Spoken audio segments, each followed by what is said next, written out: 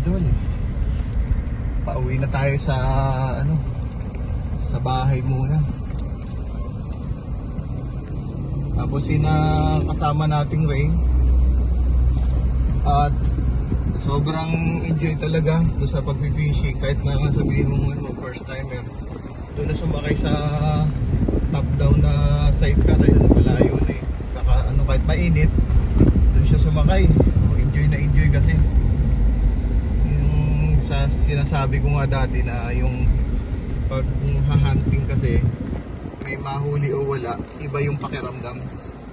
Hindi yung dahil marami kang huli or malalaki yung huli eh. Kahit walang huli, meron pa rin naibigay na benepisyo maliban doon sa exercise din. Mainit na nga lang ngayon kaya kayo babalik na doon. Anong oras na ba? So magtatanghalian na. Balik muna doon. Saka mag-tune up ng mga gamit namin. Pero kung kami tatanungin, gusto ba namin magtambay doon sa tabi ng Bustos Dam kasi very relaxing. Pang cowboy nga lang mga idol, hindi pang maselan kasi wala kang titigilan doon, hindi nagpupula kayo sa tabing bukid o sa tabi ng dam. Pero alam mo yun, yung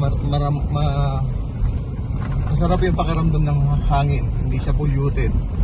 Napapaligiran kayo mga sariwang puno. Ayan. So, nalalayo sa pollution. Mga idol, yun na lang muna. At tayo uuwi na muna. Hindi natin makita yung tatlo.